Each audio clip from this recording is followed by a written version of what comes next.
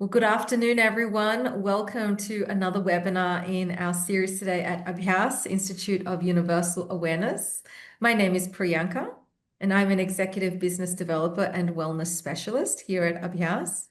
And I'm really looking forward to our topic today. Today, it's all about transforming workplace culture. So before I dive into the topic, I thought I might just share a little bit about what these webinars are for and who we are at Abhyas. What do we do? So these webinars that we design, they're very much for bringing communities together.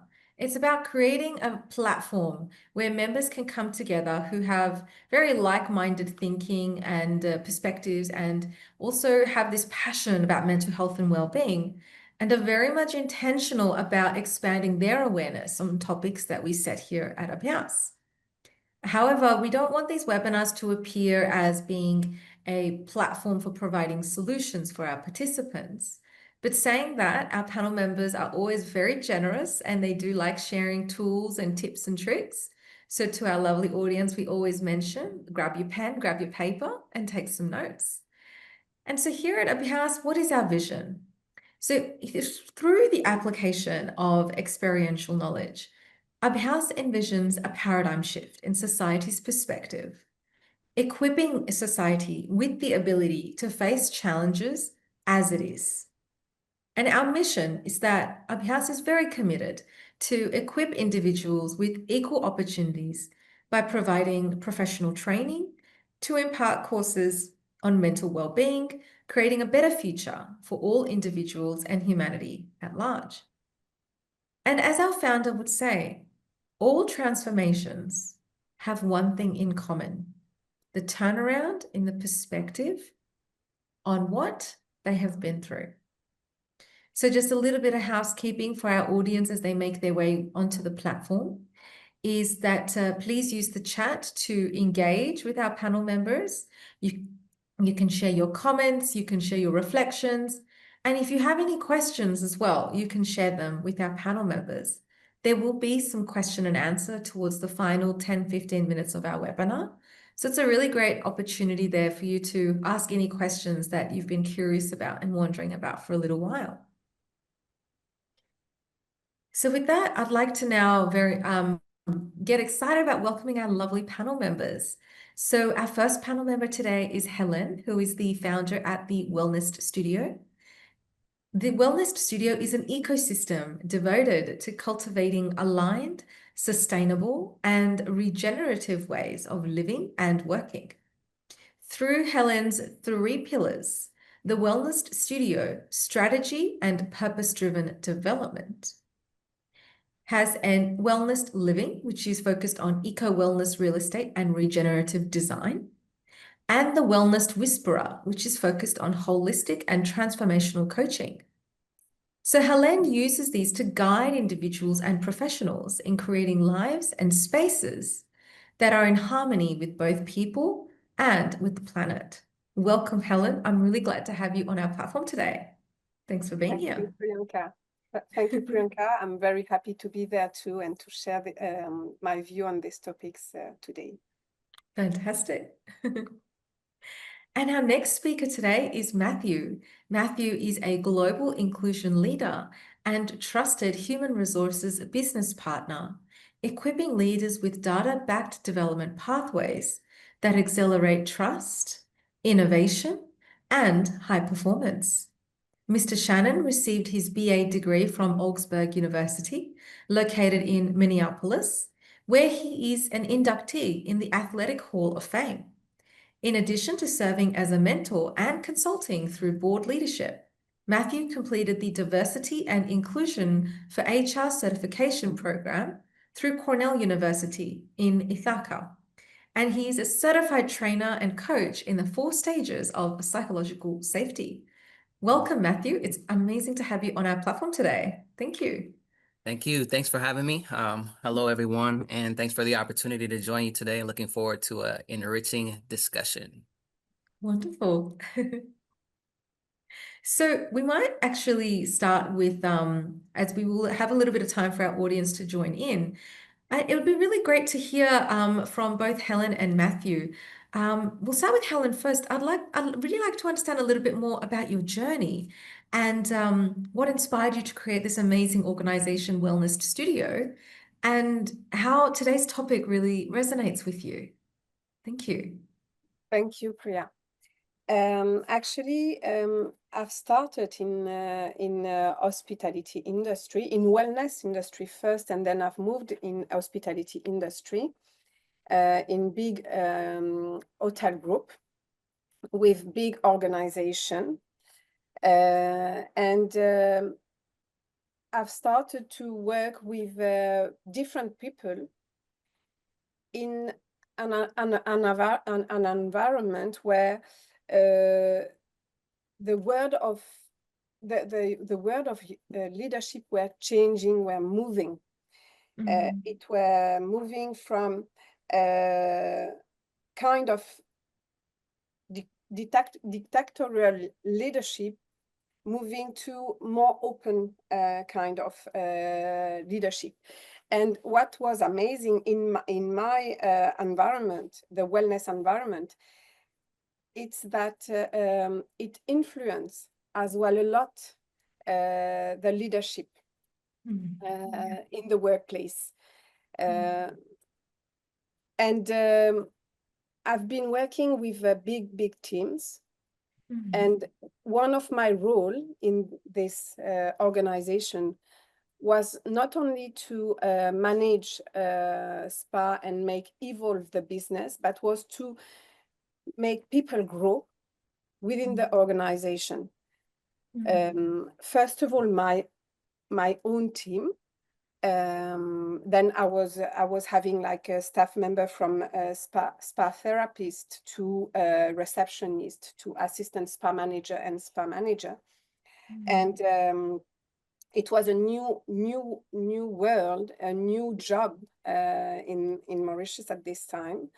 And I had the chance to make them grow into a higher position. And sometimes it was from a spa therapist with a very high potential, becoming few years later a spa manager managing 10, 20 staff members. Yes. And I was working as well with hotel managers and different departments. And we had a lot of conversation about what type of culture, what type of environment can we put in place within our organization to make this part of the life that you invest in your work very pleasant. A nice journey for, let's say, everyone from any kind of staff member, any kind of position, from the lowest, let's say, the beginning of the journey to the one who is already a top manager. Then it was not only about what can we do for our team members, but what can we do for ourselves as well, to create this nice environment, and it will impact as well on our staff member. Then and this is, I think, something which is very, very important in terms of consciousness. It's not about only what can I do for others, but what can I do for myself to impact as well on others. Then that was the part, and I've been doing this for 15 years. And then I've moved into consultancy for different companies. I was still working with the management on strategies about how to create different kind of experience for the guests, for guest journey, but also for the team members. And then I've started to create my own company as well. And I wanted to create something where I can have an impact on two things. On oh, sorry, I'm going to make a pause there. Let's say that wellness is made of 8 different dimensions. Then to achieve wellness in your life, it can be in your personal life or in your job, you need to meet to meet the different dimensions. And what are the different dimension? You've got a physical dimension, which is very important, then how to be physically in a good health. You've got the mental and psychological dimension as well. You've got the spiritual dimension, which is a very important dimension as well. And it's not about, it's not only specifically about your religion, but it's about your spirituality in general. You've got your occupational dimension, knowing that your occupation take, let's say, more than 50% or even 60 to 80% of your time, then that's very important to feel well in your occupation. And you've got the environmental dimension. Then environment is what kind of environment, how can I create an environment which benefit to my well-being? Okay, and environment is made of things and people. It's not only about things, it's about people surrounding me. And you've got financial as well, which is a big stress for many people. We put a lot of stress on finance. And I think I've made, yes, 6, 7. Then the objective was to really explore this different dimensions so as to create your wellness equilibrium, let's say. Because sometimes you insist in one specific dimension, but you forget about all the rest. And it's a 60 degrees. The wellness, it's a 60 degrees. You cannot ignore what puts stress on you. Then I've been working a lot on this awareness about the different dimension of my life, even if it was not my concern, but it was more about creating awareness about it, so that I'm not just a victim of what I'm living, but I can have a kind of power on what I'm living, because I'm becoming more conscious about these different dimensions. That's really interesting, Helen. And you know, actually, you mentioned about the occupation dimension. Matthew, I'm going to hand over to you. I'd like to know a little bit more, you know, your journey, how you've got to where you are as a global business leader, and what comments do you have on that occupational dimension, establishing that in the workplace to create a culture that's very aligned with what we're talking about today? Sure. Thank you. And thank you, Helen, for sharing a bit of your journey as well. I say it's interesting, just having a different perspective of growing up in urban environment, and then, you know, kind of going to university, being a student athlete for most of my life, and then getting out into the workforce and finding out that life is a lot different than I thought it was going to be when I was in school. And some of the things that I started to see was the way that one, your career trajectory doesn't like follow some straight, like mapped out clear path all the time, unless you're going into a profession that kind of really requires this really stringent course. But if you're, you know, just really interested in finding ways to add value to people, finding ways to make a difference in the world and enjoy your life, that's not a target that you can actually aim a lot of actions at, because it's just too big of a target. So you do have to narrow in on some things that you really want to do, some things that you're really good at.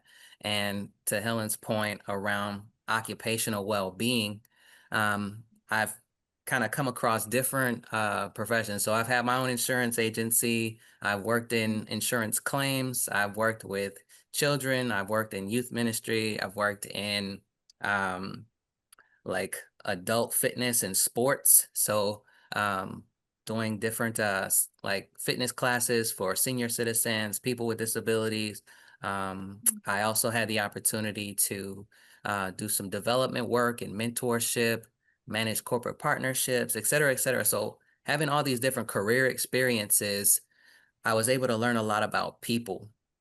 And Yes. when I was learning a lot about people initially, I wasn't like putting all the pieces together. So early on in my career, I wasn't connecting all these dots. But, now I'm kind of in the middle of my career, I've been able to see how a lot of these, a lot of these experiences have some common themes. And when we think about those themes in terms of occupational well-being, um, there's a lot I could say. What I will say is it's definitely important to understand the environment that you'd like to be in.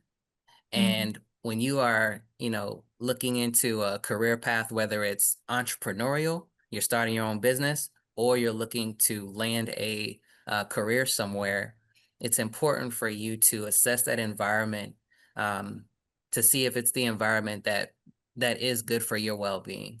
And when you're engaging with new people, it's important to see if these people are safe people. Are these people who would be good for my well-being in the long term? There's an author and speaker. His name is Dr. Henry Cloud. He has a book called Safe People.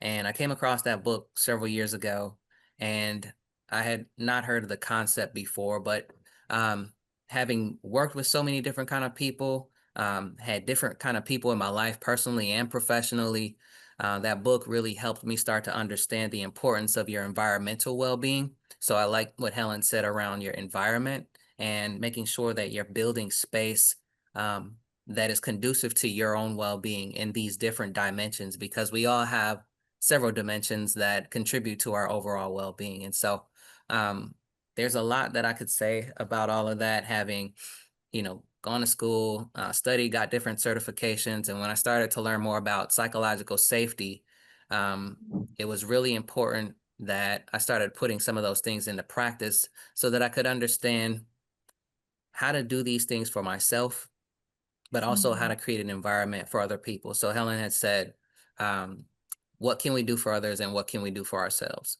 That was like a really key point.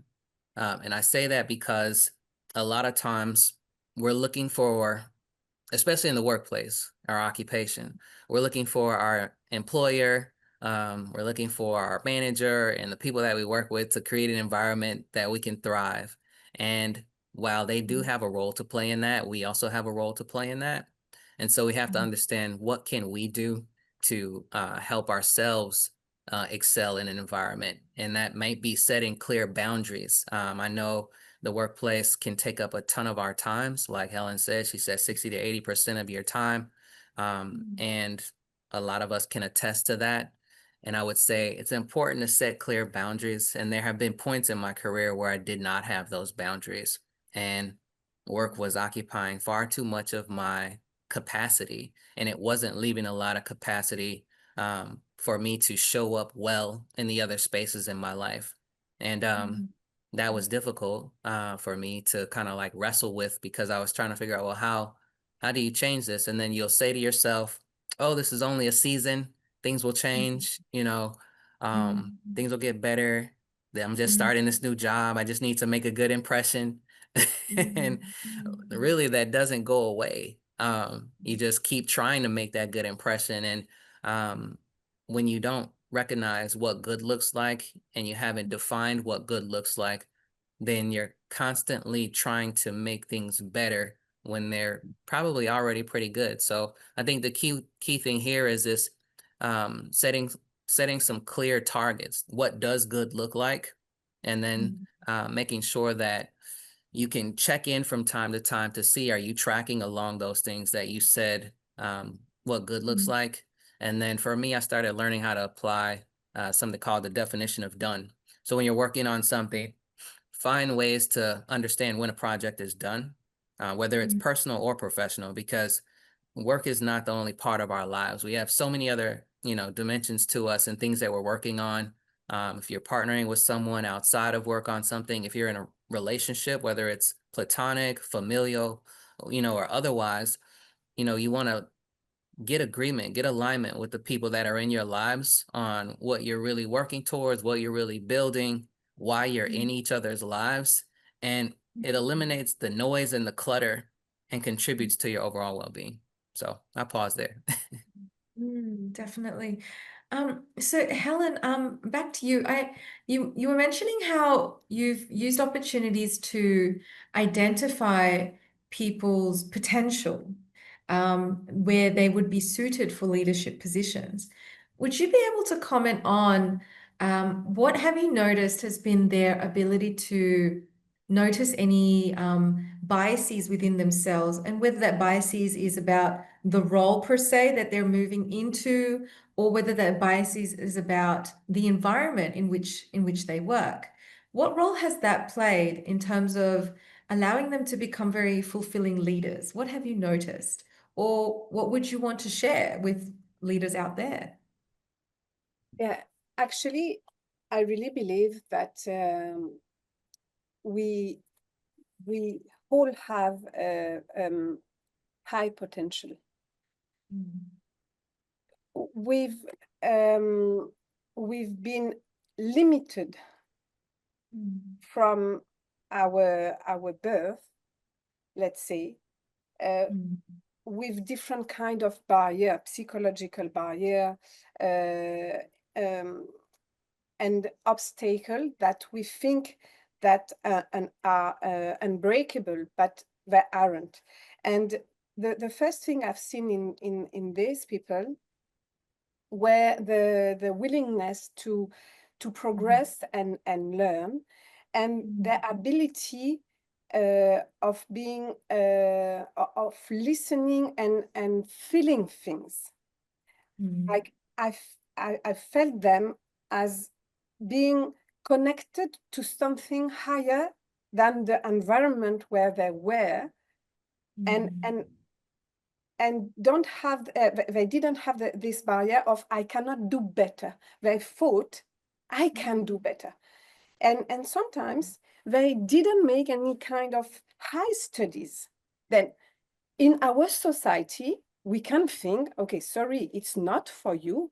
You haven't the qualification to be to come to this level of responsibility. And okay, it's good to have qualification, but I really think that leadership and abilities to create things and to lead things are really more from the inside than from what we have learned. And I felt in these people that it was there. It was there, and they didn't have the barrier to think it's not going to be for me. They thought, I can do it. It's really this.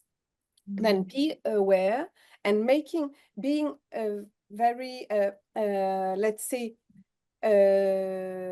positive, have a very positive mindset. I can do it. I'm going to learn from people. I'm going to get inspired by people. And I'm taking the step further to give me all the chances to achieve what I want to achieve. And because I was this kind of leader who said to them, everything is possible, they started to think everything is possible. Then and they made the right choices, and they took the right responsibilities toward the choices they were making. You know, I really think I really liked what Matthew said about the boundaries, the environment, and you said something, Matthew, where you said it's about making choices. At a certain level, you need to make choices. Is it the right environment? Is it the place where I can really achieve my highest dream or not?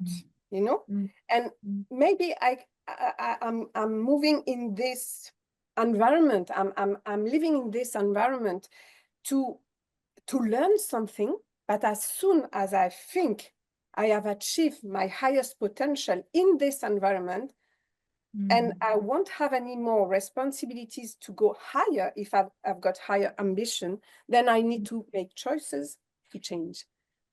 And this is what is very difficult, because then you've got people around you saying, be careful, it's a very stable work, your finances, are you sure you want to make those choices? Maybe you are going to learn less if you make these choices, but yes, I'm going to learn to earn less, but I'm going to go higher then later. This is the reason why I've made these choices.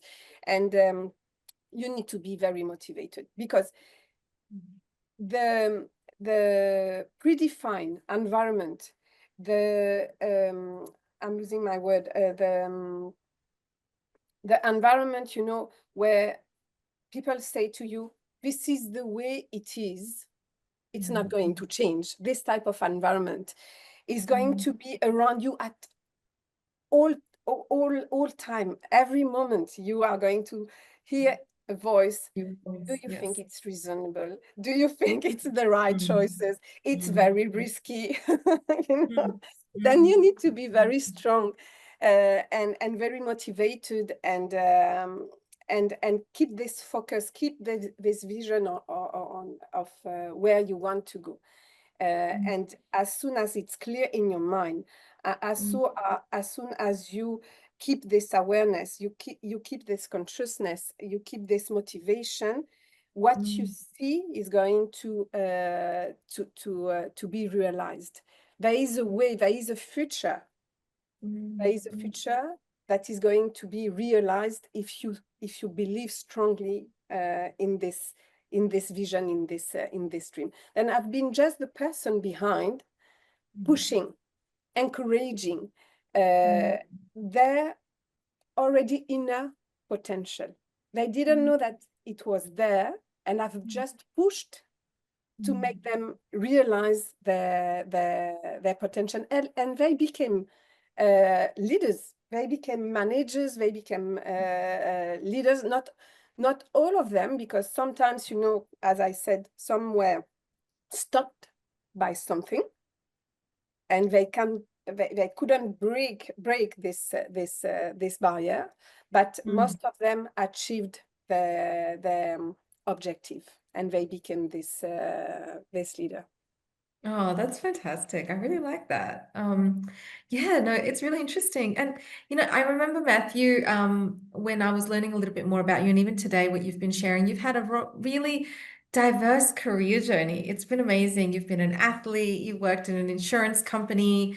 So I'm really interested to know a little bit more from you about what other facets do you think play in creating a psychologically safe work environment? Like, for example, do you think cultural diversity has been an area that you've observed in the various fields that you've worked in?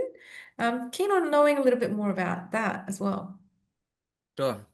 Well, thank you for the question. So, if you would have asked me this question before I learned more about psychological safety, I probably would have said a lot of things like, well, yeah, people should be, kind to one another and courteous and, considerate of different things that people have going on, et cetera, et cetera. But I learned some frameworks through getting certified in the 4 stages of psychological safety through an organization called Leader Factor. And there's 4 stages that we learn about. So I'll talk about it like this, and then I'll talk a little bit more about kind of what I've observed. So the first stage is inclusion safety, which is, do I feel included? Do you feel included? Does everyone feel like they're welcomed into this atmosphere simply because they're human and harmless? So it's basically about, just welcoming people in because they're a part of the group, they're a part of the team, they're a part of what we have going on here. And it's important that everyone recognizes that we all belong here, because we're all included, we're all welcomed, et cetera, et cetera. So that's the first one. And then the next one is learner safety. So is this a safe environment for me to be able to learn? Is it safe for you to learn? And then 3 is contributor safety, which is it safe for you, me to make our contribution? And then 4 is challenger safety. So is it okay? Is there space here to challenge the status quo? So when Helen was talking about, some people think about like, this is the way it's always been. People look at things like that. That also gets into fixed mindset versus growth mindset by Carol Dweck. And so there's other models that kind of come into play and intersect with psychological safety. And then if you don't have these models or you haven't read these books, that's okay. The thing is just to recognize that how you would want to go into an environment. Let's say you're starting a new job. Every single business, every single team is mission driven. They have a mission statement, they have a purpose, they have something that everyone should be working towards, no matter what your role is. And it's important that everybody has role clarity, and it's important that other people appreciate the fact that the people on their team also have a job to do. They also have a contribution to make. And it's all of our responsibility to create an environment that we can all make our greatest contribution. So if we're not doing that, then we're probably reducing psychological safety. We're reducing other people's ability to contribute. And ultimately, we're hurting the mission of the team. And so that's how I think about this holistically. And when you asked about how diversity could play a role in psychological safety, I think diversity definitely plays a role in psychological safety. Inclusion also plays a really big, important role in psychological safety. And so when we think about that first thing that kicks things off on the 4 stages is inclusion safety. If you don't feel like you're a part of this, then it's going to be hard for you to learn. It's going to be hard for you to contribute, and it's definitely going to be hard for you to feel comfortable enough to challenge. So let's just say I was new to your team, and we're in this Zoom call, and this is my introduction to the team, and you and Helen have been friends for years. Y'all been working together on a major project, and I'm joining the team because I have a skill set that you need in order to get this project to the next step. And you all are kind of talking, and every once in a while you kind of ask me my thoughts, but you all just kind of keep going back and forth, back and forth. So if I don't insert myself here, then I could be perceived as not really making a big contribution. But because I'm new to the team, you may say, well, he's new, so you kind of give me a pass. And then, but if that continues, then you'll be like, I don't know if he's really a good fit for our team. When really, I'm new to the team and I haven't really felt like you're giving me an opportunity to contribute, because you two seem to know it all, know exactly what you want to do. And especially if that gets reinforced by every time I do try to chime in, you just say, yeah, we thought about that. We tried that, but we decided to go a different direction. So making space for contribution. And then this has to do with the different levels of autonomy. So if I give you autonomy in increasing levels, which means you have more leeway and freedom or liberation on how you choose to get this work done, it really gives you the opportunity to shine and to let your skill sets come through to make your contribution to the work that we're doing. If I reduce your autonomy by spoon feeding you and just telling you exactly how I want everything done, then I am operating in something called paternalism, where basically I'm like, don't do anything without, checking with me first. And so that reduces your psychological safety in the area of contributor safety. So each one of these areas has different dynamics that I could go into, but in large, there's a lot of dynamics at play in psychological safety. No, that's really interesting. And I think this also, like, particularly when you're talking about when, and this happens a lot actually in organizations where teams come together, people leave, new people come in. So I guess there is also an element of unconscious bias that actually comes to the surface, particularly for those who are in the team, the what they feel or what they perceive for those who are joining. And then those who are joining, what they perceive and what they feel for those who are there. So that also has an impact on the team dynamics as well. So a question for both of you, what do you think you need to do for yourself to really change that around, to turn things around in that situation, and still be able to transform that environment, making it more conducive to growth in your work environment? Either of you can answer that one first, and please, you can add more to it. Yeah, both of you can. It's fine, Matthew, if I start? Yes, it is. Go ahead, Okay, please. good. And what I would like to say first is that we cannot transform what we are not willing to see. And most of the time, we think we know, and we don't want to bring changes. And what is the emotion behind is the fear of going out of the comfort zone. We know sometimes that it's not working, it's not the right decision. You know, you hear this little voice inside you saying to you, you should start to see things differently. You know, you see that it's not moving in the right direction, but you are controlled by the fear of different things. It can be a fear led by ego. It can be a fear led by the unknown. I'm going to go into the unknown, and I don't know how I'm going to react. I will be out of my comfort zone. Am I going to take still the right decision as a leader if I go in this direction? Then it's very important to be ready to transform and to make this changes, and it starts within ourselves. This is the beginning. It doesn't start with someone telling you what to do, because if you don't feel it inside, if there is no awareness inside, you are not going to change. You will listen, you will hear, or you will listen, but you are not going to act. You know it's there, but there is a block, there is a barrier. And in many people, it doesn't look like those internal barriers doesn't look like resistance. They show up as, this is how we've always done things, or subtle judgment, discomfort, or blind spot we haven't yet questioned.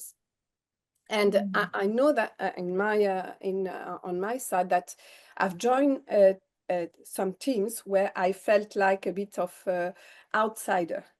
You know, why are you questioning this? And I said to myself, okay, I shouldn't do it as a questioning things or putting a judgment on things.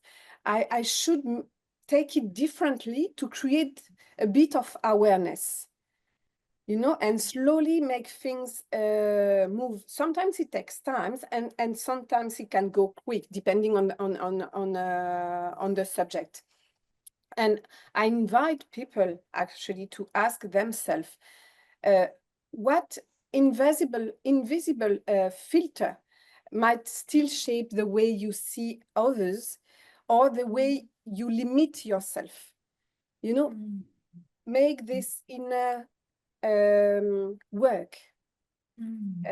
Take the time to really think about it as, where is my responsibility in this environment? How can we move forward, really? When you were talking about inclusion, Matthew, you said that there are values, that there is a mission. Many people come into a company, and actually they need to abide to the values and to the mission, but no one is really taking time, not in all companies, but in many companies, taking time to make them feel those value and mission. give them the tools to really understand where it comes from and where we want to go. Then they are just abiding to it, but they don't know really what it means and how they can live this and how they can contribute into this value and mission.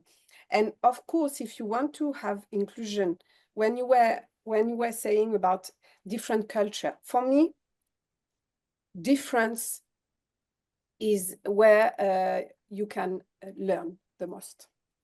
It's really with difference that you can learn the most. I've been living this for a long time. Now I'm in a French environment, and when I'm too often with only French people having exactly the same culture, I've got this feeling that I'm not learning enough, because I've been already in this culture for a long while. And because I've been traveling and I've been meeting different people with different perspectives, with different culture, with different education, this is where I've learned the most. Because I've opened my mind and I said, okay, this is where I'm going to grow. This is with these people that I'm going to grow. And no matter what is their position, I can learn from anyone as long as they've got a different perspective and a different life than my life. Then inclusion is about really creating this respect, feeling that you are heard, you are valued in the company, and you are really able to contribute fully into this company.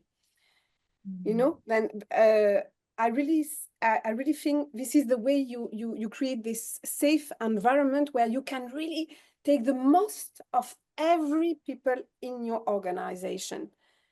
It's like a puzzle. When you've got a puzzle, there are many pieces of the puzzle, and maybe the leaders are making many of the pieces of the puzzle. But if you want to complete the puzzle, you need to use every pieces of the puzzle, every person in your organization, and you don't know what you are going to learn from any of your staff member. Then open your mind, be ready to take what you can learn from anyone, and this is the way organization is going to grow, but you also as a person, as an individual, is going to grow.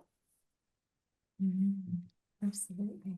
Matthew, what about your views on this, given your diverse career? Yeah, there's a lot there. So there's a lot of points that Helen touched on. And I try not to reiterate everything she said. And when I think about how bias comes into play in the workplace and how do you navigate that, for me, I have a principle that I practice called zoom out.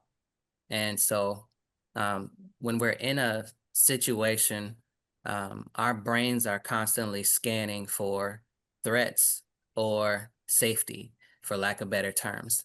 And if something feels safe, then our cognitive ability is able to operate at a higher level.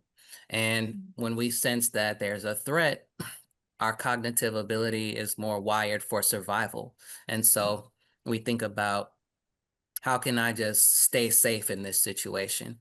And it might sound very extreme, but if you study neuroscience, you'll learn a little bit more about how, just throughout time and human evolution, our brains were wired for survival back in the day, and, for good reason. And then, now our brains still have that same operating system, but we're in a different age. And so the way bias shows up and impacts that, if you feel like someone is being biased towards you, like, let's say, projects something on you, like your supervisor gives you a new assignment and asks you what you think, and then starts to kind of tell you that this is going to be hard for you. This is going to be a real challenge for you. But I really want you to lean into it. So it's like, did you just say that this is going to be hard for me, and but at the same time you're encouraging me to do a good job. I'm getting mixed messages here. Like, are you saying that this will be a great challenge, like in a good way? Or are you saying it's going to be a bad challenge and, I might not make it through? So I'm trying to understand the messaging here. And so it's important as leaders, if you're leading teams or working with people, that your messages are clear, that you project confidence, and that your bias doesn't show up and get projected onto your team members. If you are on a team and you don't lead people, but you're leading projects and programs, it's important that when you come together with the different groups of people that you're working with, that you're not projecting that kind of bias on the team, because we can do whatever it is that we put our, efforts together to do with the different skill sets and puzzle pieces, as Helen said, that we have on the team. So it's important for us all to talk about the work that we're doing, the projects that we're working on, in ways that help everyone find out, you know, I can make this kind of contribution. Here's a different way that we could think about it. Here's a voice that's not in the room that maybe we need to invite into the room that has a different perspective about the project, and they can help us see it from a different vantage point. Um, who is this project or whatever for? Has their voice been included in the input that we're utilizing to come up with the solution? So it's about creating space to zoom out and get a higher level of awareness of the perspective that you currently have, and then understanding how that perspective is helpful or harmful, and then understanding the other perspectives in the conversation and assessing them in the same way. And then Helen mentioned something that I was thinking about. She mentioned something about questioning things. She kind of felt like there's been opportunity for her to like raise some questions about the way things were going, but she kind of felt a little bit intimidated doing that. And so it's like, in this environment, if leadership is not receptive or open to feedback, then I could feel a little less inclined to provide feedback or challenge the status quo. But it's important for me then to find ways to model curiosity over judgment. So I can challenge the status quo in a way that I'm curious. I'm not judging what y'all been doing. I'm not judging how you currently do things, but I am curious to know how we got here. I am curious to know, why are we doing it this way? And we've collected feedback, we've seen some results. So why haven't we looked into changing the way that we do this to better serve the audience, or the recipient, or the person that's engaging with our end product? So it's really about checking bias in that way. It's also about understanding how to develop. And so one other thing I wanted to say was, we all have a responsibility to continue developing. That is our responsibility. As adults, a lot of times people stop studying, stop making time to learn, stop making time for development. And so we develop by default instead of by design. And what I mean by that is that we're not intentionally mapping out our gaps and how we're going to fill those gaps and address them. And I would say this is kind of a strong statement, but we do owe it to ourselves, and we owe it to our team. Helen said that there is a future that's waiting on the other side of our choices, basically, and I agree with that 100%. Everything that we do is leading us somewhere. And so you can either get there by default, meaning you're not really taking inventory along the way, or you can get there intentionally, which is by design. And when you unlock those new levels of potential, it expands the scope of everyone's contribution. It expands what other people see as possible. It expands what's possible for you. And then, we can unlock some different levels of innovation. That's really, what that leads to. So, yeah. Absolutely, absolutely. I think what both of you have shared has been so empowering and so powerful. So I guess I wanted to ask a question. Let's suppose that we're looking at organizational change, Mhm. and what we're seeing is that, and this is more for leaders really. What we're seeing is that during this process of organizational change, we're seeing that financially or in other means. Most of the times, I think in organizations, leaders are having to deal with KPIs and they're having to deal with the financial implications of making a specific change in the organization. Let's suppose that in this situation, this happens a lot, I think, in a lot of organizations where the company is actually at a risk, that there's a threat in what would encourage for a change to happen. What do you think happens when, in those situations, leaders tend to sometimes go back into an older approach? What is it that causes them to go back to an older approach? And what do you think needs to change for them to keep moving in this direction of innovation, in this direction of adaptability? What kinds of changes do you think they need to make for that to happen as well? Thank you. I can jump in quick. So Please. one example I have is in talent acquisition. This happens all the time. Um, So there's tons of great talent in this world that could come in and do a great job at your organization. A leader is looking at this vacancy that they have in a role that they need filled in order to keep business moving, right? And so they want to fill the role as quickly as possible. And so typically what will happen is they'll go to the same old sources where they got talent in the first place. And then what that does is it leads to a lot of, what do you call it? Basically this like groupthink. So you have a lot of people that come from the same place you come from, went to the same school you went to, whatever it is. It's just you're finding people who basically remind you of yourself and hiring them.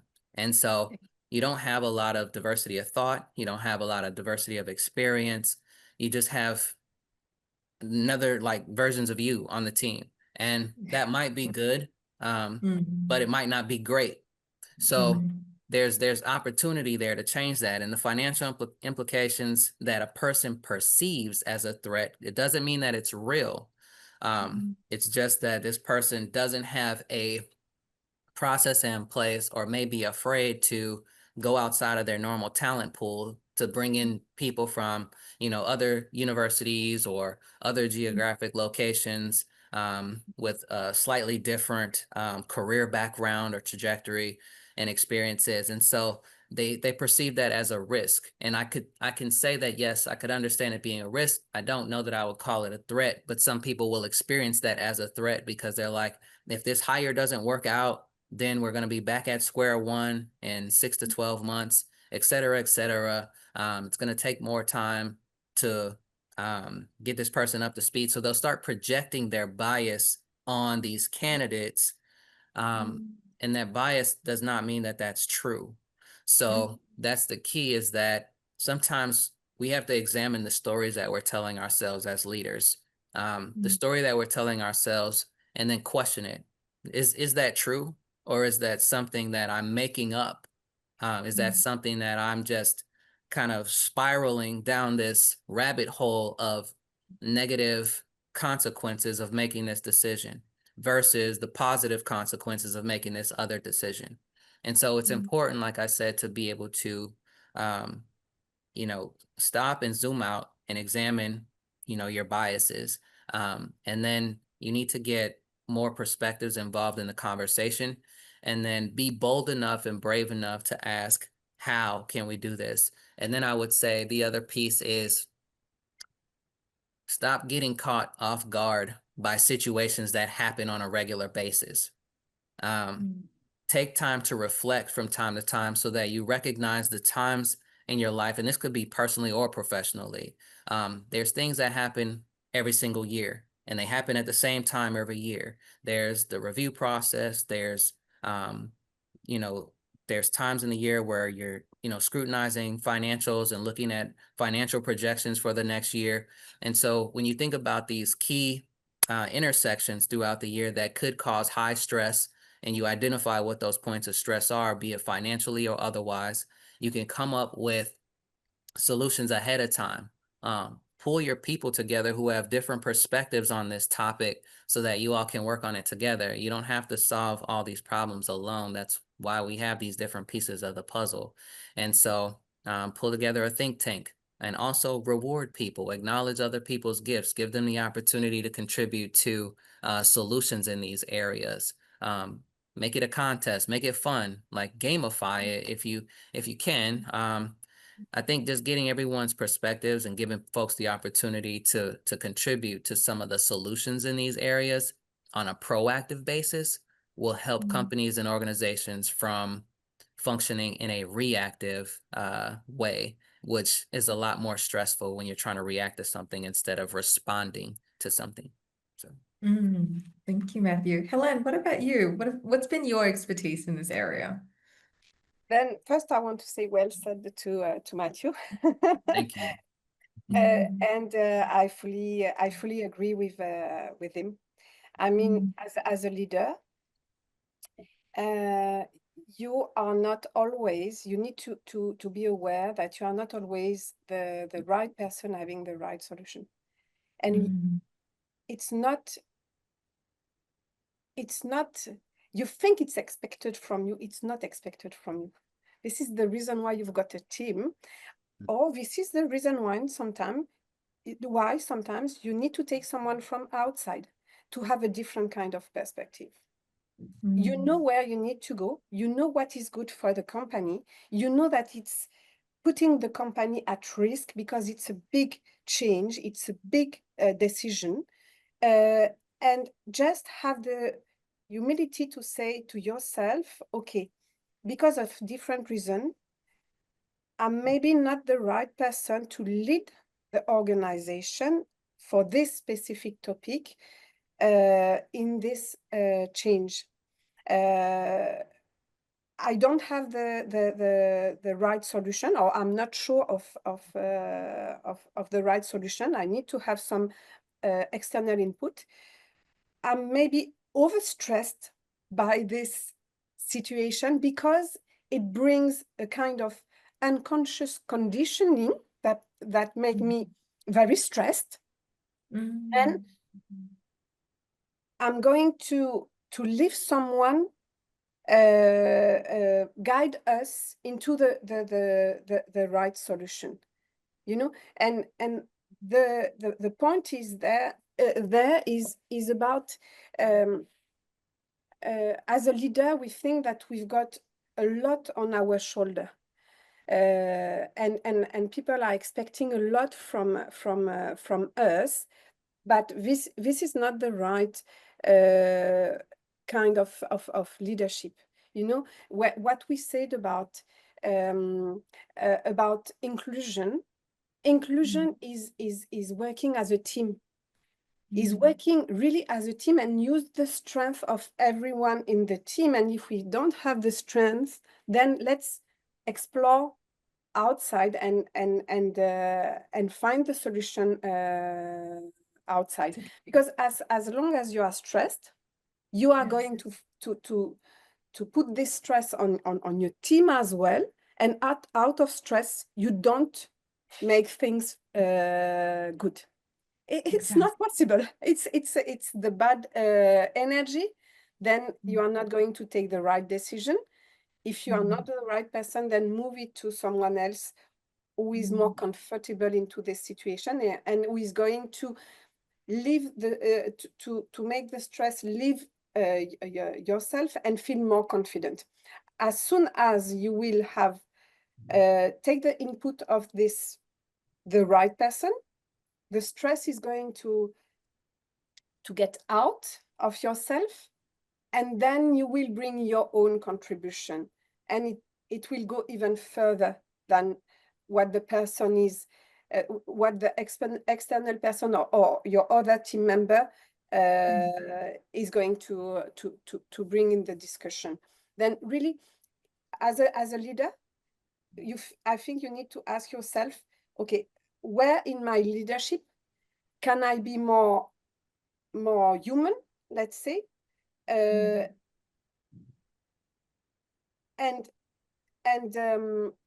acknowledge that I'm not always the right person, I don't have always the right solution, and let others feel safe enough to fully contribute into the challenges, into the changes, into the growth, into exploring opportunities for the organization and for the company in general.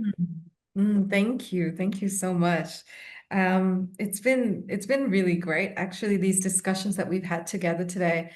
I feel that because we are short on time, I feel that the one piece that I really want to emphasize and close this webinar in such a beautiful way is both Helen and Matthew, you both mentioned that in periods of stress or in periods of where we feel that either we are threatened, so psychologically what's going on is our brain thinks we're still back in that time where we were very much in that fight or flight stage. But here is an opportunity to really question our unconscious patterns, question our narratives. And I love how both of you mentioned that as leaders, you're not expected to know everything. But as leaders, you have a responsibility to be aware of your own biases and not project that onto your team.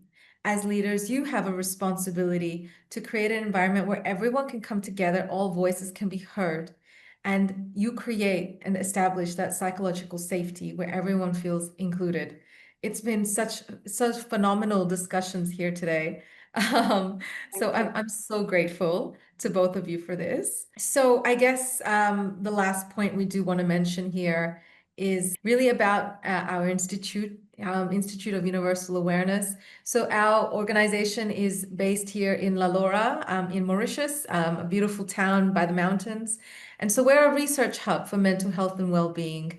So we have a very large focus here at Abhyas on physiological, psychological, emotional, and social factors and how they contribute to individuals' overall mental health. So if you have really enjoyed learning today from our lovely panel members on this webinar, then please do join us on LinkedIn. You will find the QR code at the bottom right corner of the screen. We're very pleased to say that this year we're going to be having many forums happening here in Mauritius that are open to people internationally. And these forums are about bringing people together from different backgrounds in the corporate professions and to talk about these aspects about awareness, about inner awareness. We've spoken about today on this platform that change begins from within.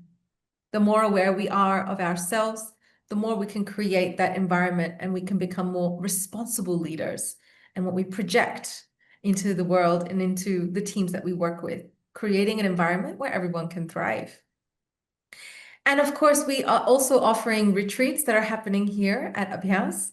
So if you're interested to know a little bit more about, well, how do we cultivate awareness within ourselves, then by all means, please have a look at our website, www.abhyas.mu. And of course, you can learn more about our retreats through our LinkedIn page as well. So with that, I just want to say thank you so much to our lovely panel members who have joined us today. Our next webinar will be next Tuesday, so please stay tuned for that. It will be coming out on LinkedIn as well. And I just want to end on a final note by saying that all transformations begin by synchronizing body and mind. So with that, thank you so much. My name is Priya, and I'm really grateful for all of you being here with me today. And I look forward to seeing you again next time on this platform. Bye for now. Thank you.